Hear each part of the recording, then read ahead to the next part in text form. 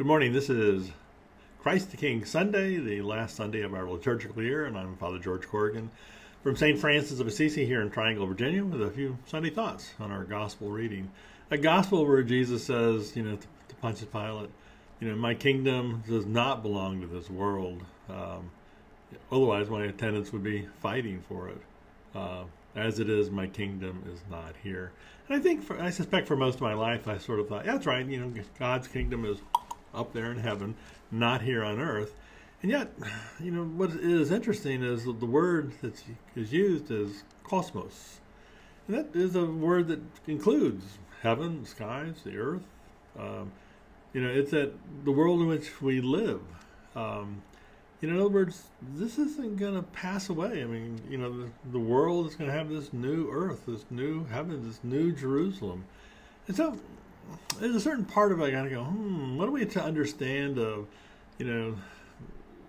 my kingdom does not belong to this cosmos, is the word that it says. And I think it's one of those things that to understand that, part of that world is, there's a lot of things in this world that aren't part of my world. French cooking, for example, just not part of my world. But that the word that's used means like the order and the arrangements of things. And so maybe what Jesus' words are is as simple as look, Pontius Pilate. Your world of Pax Romana is one where you establish your order, your cosmos, but you do it by intimidation. You do it by power and violence, and ultimately the threat of death. That's your world. That's not the world that my Father wants. Not the world that was intended here on earth. If my world was your world, well, then my followers would rise up in your order of violence. But, that's not what the Pax Christi is, not Pax Romana. I think, Dr. Martin Luther King understood that violence is the ultimate weakness, is that it's nothing but a descending spiral, and that violence begets violence. There's just kind of no way around that. It's that world, that you're asking darkness to drive out darkness, when only light can do that. You're asking hate to drive out hate, when only love can do that. That's what, from the words of Martin Luther King. And that is Jesus' cosmos, sort of that light and love. And that's the choice this gospel is asking us to make, as people, as a community, as a nation.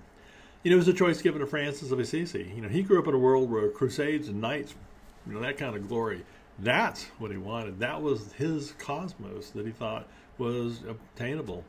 Early on, the city of Assisi went to war with the city of Perugia.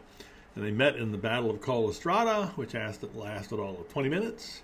A lot of the people from Assisi were killed. Francis spent the next year in a dungeon in Perugia until his father ransomed him out.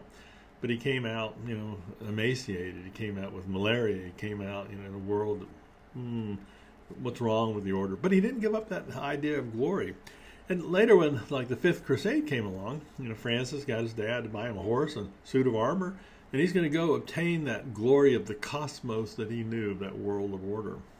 And that's when he had a dream. And the dream was basically, Francis, who do you serve? Who will give you more? Following the servant or following the master? And Francis figured it out, said, follow the master. And his response in that dream is, Lord, what do you want me to do? And the Lord began to lead Francis down a path of, this is what the cosmos is supposed to look like, of inviting and loving, and embracing, reconciling, never intimidating and punishing. And there are stories, when you think a lot of the stories of Francis, like the story of the Wolf of Gubbio, it's a restoring a cosmos of love and understanding between the wolf that was supposedly terrorizing the town and the townspeople. It is a sense where they brought them together to pledge a new cosmos, where the wolf wouldn't threaten the town and the town would support the wolf, who in fact was starving. In that same world there's a cosmos. And I know it's a kind of a political hotspot, but you think about all the migration coming from Central America. Think about their cosmos.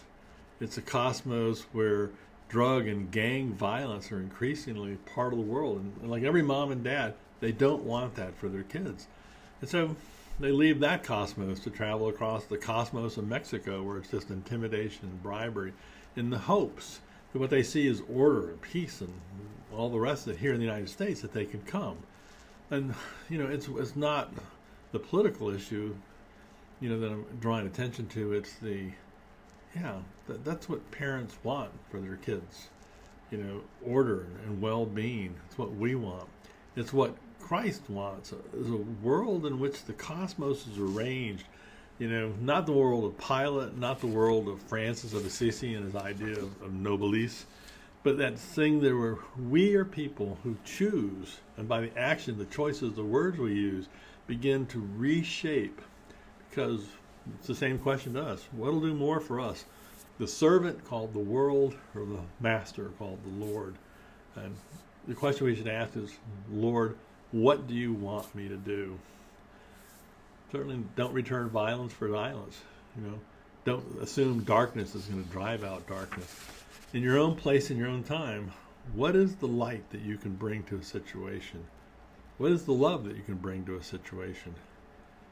Because in the end, to understand the cosmos that we're asked to create here is to understand the mind of God. And to do that is exactly what we celebrate.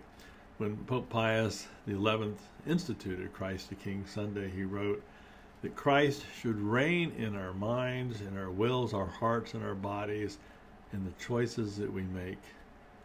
Christ the King Sunday is a day to remember to ask, Lord, what is it you want me to do to make this cosmos one step closer to the cosmos that you intended? This is Christ the King Sunday. Amen.